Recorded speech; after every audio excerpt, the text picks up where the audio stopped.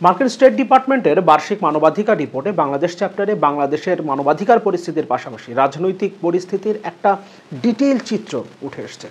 Detail চিত্র এই রিপোর্টে সাবেক প্রধানমন্ত্রী এবং বিএনপির চেয়ারপারসন বেগম খালেদা জিয়াকে গৃহবন্দী করে রাখা থেকে শুরু করে বিরোধী দলের নেতাকর্মীদের উপরে দমন পীড়ন নিপীড়ন নির্যাতন, নির্বাচনকে কেন্দ্র করে তাদের বিরুদ্ধে মামলা, গ্রেফতার, গুম, বিচার বহির্ভূত হত্যাকাণ্ড থেকে শুরু করে যত উপায়ে এই সরকার মানবাধিকার লঙ্ঘন করেছে তার প্রত্যেকটা বিষয় এই রিপোর্টে উঠে এসছে। পাশাপাশি মত প্রকাশের স্বাধীনতা হরণের ক্ষেত্রে, সংবাদপত্রের স্বাধীনতা হরণের ক্ষেত্রে এই সরকার যেভাবে চাপ প্রয়োগ করেছে, বিভিন্ন সময়ে সরকারি বাহিনী যেভাবে গুম খুনের সাথে সরাসরি যুক্ত ছিল, সরকারি দল যেভাবে বাংলাদেশের মানুষের সকল অধিকার হরণ করেছে, প্রত্যেকটা বিষয় এই রিপোর্টে উঠে এসছে। পাশাপাশি সবচেয়ে গুরুত্বপূর্ণ যে জায়গাটা, বর্তমানে যে সরকারটা ক্ষমতায় আছে, অর্থাৎ গত 16 বছর ধরে যে সরকারটা ক্ষমতায় আছে, তারা দেশের জনগণের ভোটাধিকার হরণ করে সম্পূর্ণ অগণতান্ত্রিকভাবে অবৈধভাবে ক্ষমতায় আছে, সেই কথাটা এই রিপোর্টে স্পষ্টভাবে উল্লেখ করা হয়েছে। স্পষ্টভাবে বলা হয়েছে বর্তমানে বাংলাদেশে যে সরকারটা ক্ষমতায় আছে তারা গণতান্ত্রিক উপায়ে ক্ষমতার পরিবর্তনের মধ্য দিয়ে ক্ষমতায় আসেনি, তারা জোর করে ক্ষমতা দখল করেছে। এই কথাটা এই রিপোর্টে স্পষ্টভাবে উল্লেখ করা হয়েছে। নির্বাচনের আগে মার্কিন যুক্তরাষ্ট্র যে অবস্থানে ছিল, আমরা অনেকেই মনে করেছিলাম 7 জানুয়ারিতে যে ধরনের নির্বাচনের প্রস্তুতি আওয়ামী লীগ দিচ্ছে, তাতে এই নির্বাচনের মধ্য দিয়ে আবারও ক্ষমতা দখল করলে আমেরিকা হয়তো খুব কঠিন স্টেপ নেবে নতুন সরকারের অ্যাগেনস্টে, কিন্তু সে ধরনের কিছু হয়নি। যদিও বিভিন্ন সময়ে মার্কিন যুক্তরাষ্ট্র স্টেট ডিপার্টমেন্ট, হোয়াইট হাউস কিংবা বাংলাদেশে মার্কিন যুক্তরাষ্ট্রের রাষ্ট্রদূত পিটার হাস সরাসরি সাংবাদিকদের বলেছেন 7 জানুয়ারি নির্বাচনকে তারা অবাধ, সুষ্ঠু, নিরপেক্ষ এবং অংশগ্রহণমূলক নির্বাচন মনে করে না, এটা কোনোভাবেই একটা গ্রহণযোগ্য গণতান্ত্রিক নির্বাচনী ব্যবস্থা নয়। কিন্তু নতুন সরকারের প্রধানমন্ত্রীকে আবার জো বাইডেন চিঠি লিখেছেন, যদিও সেখানে কোনো শুভেচ্ছা তিনি জানাননি, নতুনভাবে আবারও ক্ষমতায় আসার জন্য অভিনন্দন জানাননি। কমন কিছু জায়গায় কাজ করবার ব্যাপারে সেই চিঠিতে উল্লেখ করা হয়েছিল, কিন্তু চিঠি এসছে এবং নতুন সরকারের সাথে কিছু জায়গায়, কমন কিছু জায়গায় কাজ করবার জন্য আন্তর্জাতিক কিছু ইস্যু, যেমন জলবায়ু পরিবর্তন, রোহিঙ্গা ইস্যু, বিশেষ করে ইন্দো প্যাসিফিক স্ট্র্যাটেজি, এই জায়গাগুলোতে কাজ করার ক্ষেত্রে মার্কিন যুক্তরাষ্ট্র ইন্টারেস্ট পর্যন্ত দেখিয়েছে। কিন্তু মার্কিন যুক্তরাষ্ট্র যে তার অবস্থান থেকে সরে যাবে না, এটা তার স্বার্থেই। আন্তর্জাতিক রাজনীতিতে কেউ আপনার স্বার্থে কিছু করবে না, সে তার নিজের স্বার্থেই করবে। এবং মার্কিন যুক্তরাষ্ট্র, বিশেষ করে জো বাইডেন প্রশাসন, তাদের নিজেদের স্বার্থেই বাংলাদেশে গণতন্ত্রের পক্ষে অবস্থান নেবে। অন্তত আগামী নভেম্বরে তাদের দেশে যে নির্বাচনটা আছে, সেই নির্বাচনের আগে বাংলাদেশে গণতন্ত্র প্রতিষ্ঠার ক্ষেত্রে তারা কিছু একটা করছে, সে ব্যাপারটা অন্তত তার নিজের স্বার্থেই করতে হবে। কারণ ডেমোক্র্যাট প্রার্থী হিসেবে জো বাইডেন যে বয়ানটা সামনে নিয়ে নির্বাচিত হয়ে এসেছিলেন, সেখানে মূল বয়ানটাই ছিল বিশ্বব্যাপী গণতন্ত্র এবং মানবাধিকারকে সমুন্নত রাখা, এবং সে ব্যাপারে তিনি বেশ কিছু উদ্যোগও নিয়েছেন। কিন্তু বাংলাদেশের ক্ষেত্রে এটাকে টেস্ট কেস বলা হয়েছে, কিন্তু বাংলাদেশের ক্ষেত্রে তিনি সফল হননি। এবং এই পরিস্থিতিতে যদি তিনি নির্বাচনে যান, তাহলে বাংলাদেশ ইস্যু অবশ্যই তার সামনে আসবে। কারণ অন্তত 2021 সালের ডিসেম্বরে যখন র্যাবের উপরে স্যাংশনটা আসলো, তারপর থেকে সারা পৃথিবীর অ্যাটেনশন মার্কিন যুক্তরাষ্ট্র বাংলাদেশের দিকে নিয়ে এসছে। এখান থেকে তারা যদি ব্যাকআউট করে, তারা যদি এখানে হেরে যায়, সেটা সারা পৃথিবীতে গণতন্ত্র এবং মানবাধিকার বিস্তারের যে বয়ান নিয়ে এখন জো বাইডেন আবার ভোট চাইতে যাবেন তার অনুসারীদের কাছে, ডেমোক্র্যাটদের কাছে, সেখানে তিনি প্রশ্নের সম্মুখীন হবেন, সারা পৃথিবীতেই তিনি প্রশ্নের সম্মুখীন হবেন। এই কারণে অন্তত নিজের স্বার্থে জো বাইডেন প্রশাসন নভেম্বরের নির্বাচনের আগে বাংলাদেশে, যেখানে সারা পৃথিবীর অ্যাটেনশন তারাই নিয়ে এসছে, বাংলাদেশে কিছু একটা তারা করার চেষ্টা করবে। আমি বলছি না যে আমেরিকা যে সরকারটা এখন ক্ষমতায় আছে তাদেরকে উৎখাত করবে, নতুন কোনো সরকারকে বসিয়ে দেবে, সেটা তারা করবে না। কিন্তু যে ধরনের চাপ দেবার কথা ছিল, নির্বাচনের ঠিক পরপর হয়তো যে ধরনের চাপ আসবার কথা ছিল, সেই ধরনের চাপ আমরা হয়তোবা আগামী 2-1 মাস পর থেকে দেখতে পারি। এবং এই কথাটা আমি নির্বাচনের পর থেকে দফায় দফায় আমার অন্তত 7-8টা ভিডিওতে আমি বলেছি, নভেম্বরে আমেরিকার নির্বাচনের আগে এবং ভারতের নির্বাচনটা শেষ হয়ে গেলে, ভারতের নির্বাচনটা মোটামুটি জুনের মধ্যে শেষ হয়ে যাবে, সুতরাং জুলাই, আগস্ট, সেপ্টেম্বর, অক্টোবর এই সময়ের মধ্যে বাংলাদেশের উপরে নিশ্চিতভাবে, বাংলাদেশের বর্তমান ক্ষমতাসীন সরকারের উপরে আমেরিকা অবশ্যই চাপ প্রয়োগ করবে গণতন্ত্র এবং মানবাধিকারের পক্ষে জো বাইডেন প্রশাসনের যে অবস্থান, সেই অবস্থানটা তাদের নিজেদের স্বার্থেই তারা দেখানোর চেষ্টা করবে। আমি একটু রিপোর্টটা পড়ব। ডিটেইল রিপোর্ট করেছে মার্কিন যুক্তরাষ্ট্রের স্টেট ডিপার্টমেন্ট, ডিটেইল, এখানে প্রত্যেকটা বিষয় উল্লেখ করা হয়েছে, আমি আগেই বলেছি। সেখান থেকে মানব জমিন খুব কি পয়েন্টগুলো নিয়ে একটা রিপোর্ট করেছে, কিন্তু সেই রিপোর্টটা অনেক বড়। আমি পুরো রিপোর্টটাই পড়ব, প্রত্যেকটা ওয়ার্ড আমি পড়তে চাই এবং আমি চাই আপনারা পুরো রিপোর্টটা শোনেন। যদি এখানে আমি যখন রিপোর্টটা পড়বো এখানে যদি না শোনেন তাহলে অন্তত রিপোর্টটা আপনারা মানব জমিন থেকে দেখে নিতে পারেন। তো রিপোর্টটা পড়া দরকার। তাহলে আমরা পশ্চিমা বিশ্ব, বিশেষ করে মার্কিন যুক্তরাষ্ট্র, বাংলাদেশের বর্তমান রাজনৈতিক এবং মানবাধিকার পরিস্থিতি নিয়ে কি ভাবছে এবং তার মধ্য দিয়ে তারা বাংলাদেশের বর্তমান সরকারের উপরে, আওয়ামী লীগ সরকারের উপরে কি ধরনের স্টেপ নিতে পারে এবং এটাকে কাজে লাগিয়ে বিরোধী দল আদৌ আসলে কিছু গড়ে তুলতে পারবে কিনা, এই সরকারকে উৎখাত করা সম্ভব হবে কিনা, সেই ব্যাপারগুলো বুঝতে পারবো। তাই আমি চাই রিপোর্টটা আমিও পুরোটা পড়তে চাই এবং আপনারা সম্ভব হলে আমার এই রিপোর্টটা আমার সাথে সাথে হয়তো শুনবেন অথবা আলাদা করে রিপোর্টটা পড়ে নেবেন।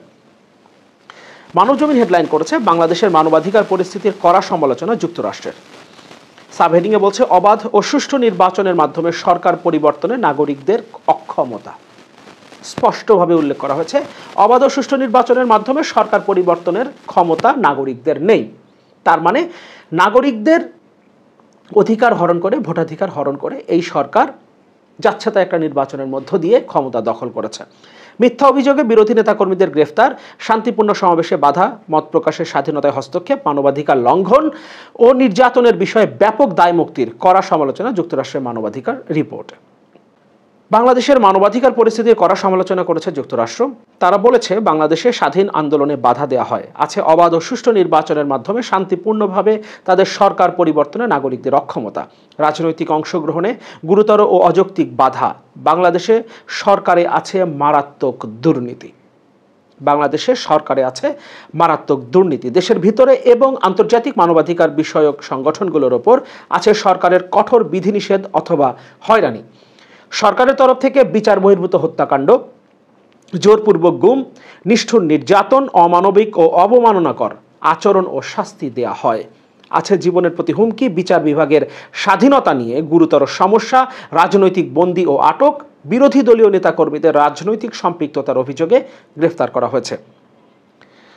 জাতীয় নিরাপত্তায় হুমকি এমন অজুহাতে মিথ্যা অভিযোগ সহ বিরোধী দলীয় নেতাকর্মীদের গ্রেফতার ও বিচারের মুখোমুখি করা হয়েছে। 2023 সালে বাংলাদেশে ঘটে যাওয়া ঘটনাগুলোর উপর ভিত্তি করে বার্ষিক মানবাধিকার রিপোর্ট এসব কথা বলেছে যুক্তরাষ্ট্রের পররাষ্ট্র মন্ত্রণালয়। এতে ওই বছরে বাংলাদেশে যেসব ঘটনা ঘটেছে তা পুঙ্খানুপুঙ্খভাবে তুলে ধরা হয়েছে।